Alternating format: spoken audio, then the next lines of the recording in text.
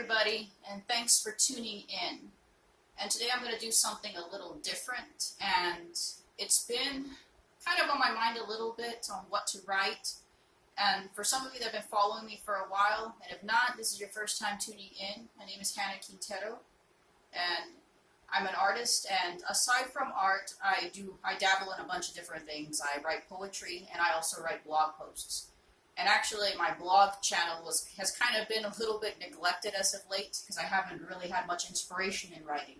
But with everything that's been going on, I know we all are familiar with the COVID-19 coronavirus pandemic that's been going on, and it's been sweeping the nation, and no metaphors, ifs, ands, or about it.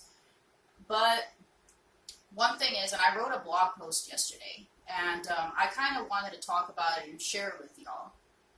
And just to kind of reiterate on it. And I haven't posted it on here yet, so don't be trying to scramble and try to find it and get confused if you can't.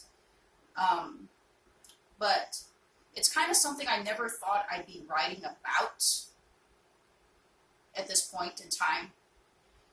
And especially because it's been something we've all been going through in 2020.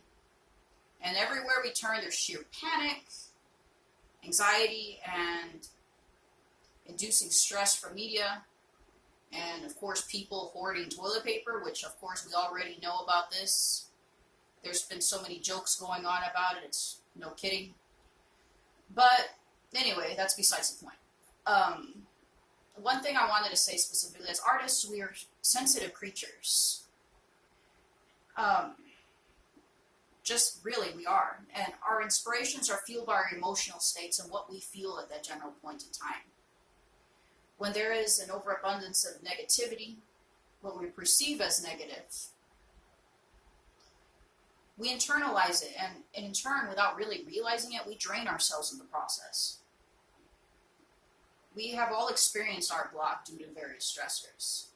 And what I mean by stressors, of course, it's like different things that go on in life. It could be loss of a job. Of course, for some of you that may have children, it's going through those type of things if a child is sick or different things that are going on. And I can't really relate to that because my husband and I don't have children except for our cat. But anyway, but you get the point. It's everybody has different things going on in their life. But the one thing to see is that as artists, we're giving these gifts. We're given these gifts from God, our original artist. That's one thing I wanted to point out. I know for some of you that don't really bring up religion on your channels or whatnot, for me, that's part of my identity. I'm a Christian, and I'm very much a Christian artist. I was born and raised in my faith since I was a child. That's all I knew. According to my parents, I was praising God in my walker.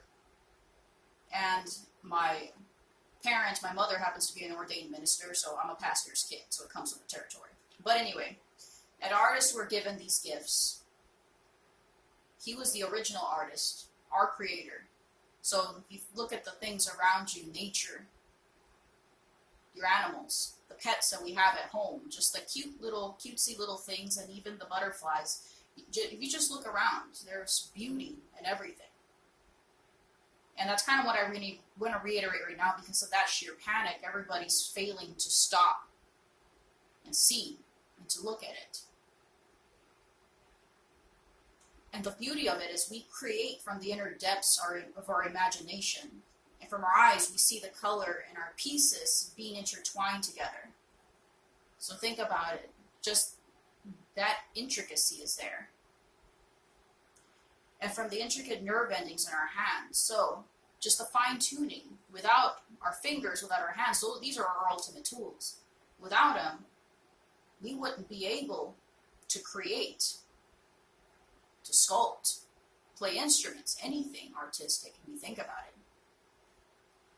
And those is what brings these pieces to life.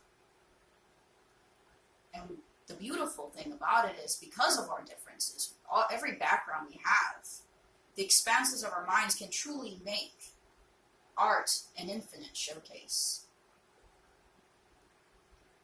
So, just the infinite capacities of our mind itself, it can go on for an eternity if we allow it. So where hope has dwindled, we have to bring happiness back. Amidst all the chaos, everything, just put it behind. Even though it's hard for some, of course, but from the artistic perspective, think of it this way. And where darkness has settled, bring back the brightness of color. Where fear lingers, bring back the courage to walk past our own. So instead of just kind of letting all that negativity just feed off of our creative energy, move past it. And let's show the world that we have that inner spark still, that it hasn't dwindled. And the Word of God says to walk by faith, not by sight. So there's also, of course, with that, it's a big thing right now, but it will pass. We just have to be faithful, be positive in that it will. And in the meantime, make the most of the time we have, especially if we're at home, you're with your families, we're healthy, we have everything we need.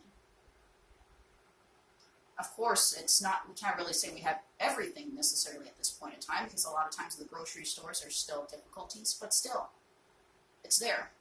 We're still eating, we're still breathing. But, so, why don't we just let us all show the world what drives our spark and leave our mark. And that's all I wanted to say. So, if you have anything else to add or to let me know, then that's it. God bless you.